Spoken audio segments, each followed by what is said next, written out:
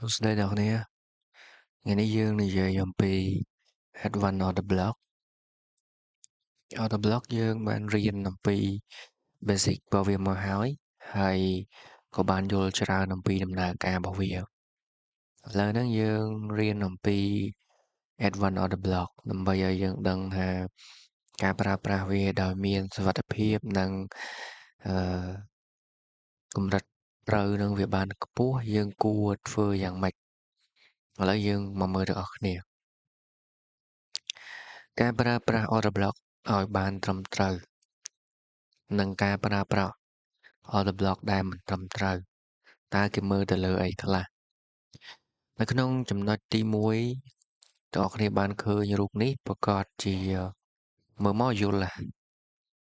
ថាពីរហ្នឹងវាខុសគ្នាបែបម៉េចការប្រើប្រាស់ OB ឬក៏ Valid Order Block ឲ្យបានត្រឹមត្រូវហ្នឹងគេមើលទៅលើចំណុច Snow របស់វាសិនពីមុនយើងដឹងថាទៀនក្រហមចុងក្រោយមុនវាឡើងឬក៏ទៀនបេតុងចុងក្រោយមុនវាចុះជា Order Block ប៉ុន្តែឥឡូវនេះគឺយើងអាចមកចាប់វាមានច្រើនរបៀបសូម្បីតែទៀនខុស color គ្នាខុសពណ៌គ្នាក៏យើងអាចចាប់វាជា Order Block បានដែរប៉ុន្តែវាអាស្រ័យទៅលើការប្រើប្រាស់នៅលើទីតាំងជាក់ស្ដែងទី1គឺគេមើលទៅលើពីរប្រភេទណាគេមើលទៅលើពីរប្រភេទដែលយើងមើលហ្នឹងប្រភេទទី1ដែលយើងត្រូវមើលហ្នឹងគឺយើងមើលទៅលើការបង្កើតរបស់ទៀន OB ហ្នឹងយើងមើលទៅលើការបង្កើត shadow ឬក៏ការបង្កើត body នេះទី1បើយើងនិយាយអំពី wig របស់វាគឺ wig ហ្នឹងគឺត្រូវការទៀបជាងគ្នាចេះណាហើយបន្ទាប់មកវាឡើងទៅវិញអញ្ចឹងអាហ្នឹងគឺជាភាពត្រឹមត្រូវរបស់OB មានន័យថាគឺវាត្រូវបង្កើតរូបរាងបែបហ្នឹងអញ្ចឹងអាកន្លែងរូបរាងបែបហ្នឹងខ្ញុំគិតថាអ្នកនរយល់ហើយអត់បាក់ទេនេះខ្ញុំភ័ញឲ្យមើលគឺត្រូវការកើតអញ្ចឹងបន្ទាប់មកបានវាឡើងបន្ទាប់មកបានយើងចាប់ទៀនក្រហមជា valid OB ណាសម្រាប់ invalid គឺការកើតរបស់វាបែបនេះយើងមើលទៅលើ shadow ឬក៏មើលទៅលើ wig របស់វានេះយើងឃើញស្រាប់គឺវាអត់នេះទេវាអត់មាន take out វាអត់មានយកនេះទេវាស្មើគ្នាឬក៏ទៀបជាងអាហ្នឹងអញ្ចឹងយើងអត់អាចយកអាហ្នឹងជា OB បានទេយើងអាចហៅវាថាជា OB បានប៉ុន្តែវាអត់មានភាពត្រឹមត្រូវទេយើងនិយាយគឺយើងនិយាយពីភាពត្រឹមត្រូវ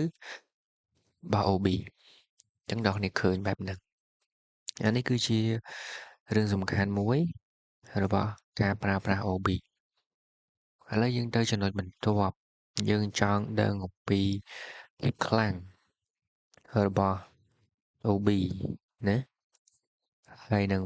weight របស់ OB មួយដែលខ្លាំងគឺវាតម្រូវឲ្យមានចូលទៅក្នុងតម្រង valid ណាគឺវា take យកឲ្យត្រឹមត្រូវហើយនៅពេលដែលវាទៅហ្នឹងគឺវាមានបង្កើត imbalance ណាឬក៏ឲ្យមានការបង្កើត SVG អញ្ចឹងបានវាទៅអញ្ចឹងកន្លែងហ្នឹងយើងចាប់បាន0មួយដែលជា0 OB ហ្នឹងគឺវា strong OB ចំណែកដែល weak OB គឺវាកើតបែបហ្នឹងហើយស្របពេលបែបហ្នឹងដូចគ្នាគឺវាអត់មានជាមួយនឹង imbalance វាអត់ជាមួយនឹង FVG ទៀតអញ្ចឹង OB នេះវាអត់សូវមានខ្លាំងទេ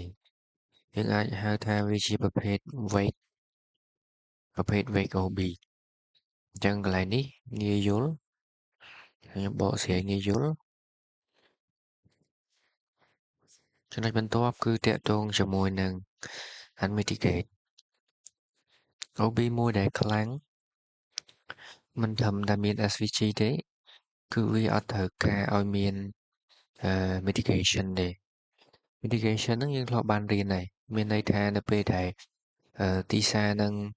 bộ từ hết ở nghe bộ một ba cái lạnh đại đại lần bàn thì bơm sân dịu bộ một ba cái lạnh đại đại nông vĩnh dương hạ vi tha mitigation đối với nông cái lạnh ní cứ vía mitigation chân cái lạnh ní cứ unmitigation chân với thời cá cứ unmitigation đó với thời cá cứ unmitigation chân theo khi anh mơ hay nâng vô nào vậy thì nhung bây giờ là OB មួយ strong ឬមិន strong គឺបងប្អូនអាចមើលអាចចាប់ផ្ដើមយល់ណាងាយអាហ្នឹងគឺយើងរៀនអំពី advanced of the block គឺជាកថាងាយយើងមើលមកងាយដោយសារខ្ញុំព្យាយាមបញ្យល់ឲ្យបានងាយវាមានច្រើនចំណុចដែលយើងត្រូវមើលយើងលបដឹងអំពី basic គឺ basic ឬក៏ beginner យើងមើលត្រឹមតែទៀនក្រហមចុងក្រោយ Q ចុងក្រោយឥឡូវយើងបញ្យល់អំពីភាពខ្លាំងនិងភាពខ្សោយរបស់វាយើងនិយាយជាមួយនឹងការប្រើប្រាស់ order block បន្ទាប់ទៀតគឺការប្រើប្រាស់ជាមួយនឹង structure BOS ជាមួយនឹង shape operator ការប្រើប្រាស់ជាមួយនឹង BOS យើងមើលនេះគឺវាត្រូវការតាមស្តង់ដារវិធី1មកមានដូចជាត្រូវការបែបហ្នឹងត្រូវការបែបហ្នឹងអញ្ចឹងយើងមើលទៀននេះចុងក្រោយមុនឡើងដូចគ្នាប៉ុន្តែវាជា invalid OB អញ្ចឹងនៅហេតុអីបានវាជា invalid OB ដោយសារតែទៀនហ្នឹងគឺវាអត់មានដូចជា SVG វាដូចជាអត់មានដូចជា break or fracture អញ្ចឹងយើងអត់អាចយកវាជា OB បានទេពីព្រោះ OB ដែលបែបហ្នឹងគឺវាអត់សូវមានសុវត្ថិភាពទេណាអញ្ចឹងយើងអត់យកវាទេវាជា OB ដែរប៉ុន្តែយើងអត់យកវាទេវាមានភាពខ្សោយណាអញ្ចឹងតាក់ទងជាមួយនឹងការប្រើប្រាស់គឺយើងមានប្រមាណប្រភេទហ្នឹងដែលយើងអាចប្រើប្រាស់ជាមួយនឹង OB បានត្រឹមត្រូវបើសិនជាក្នុងករណីទាំងអស់គ្នាអឺចាប់ទៀនទៅអត់បាន confirm ជាមួយនឹង valid OB ណា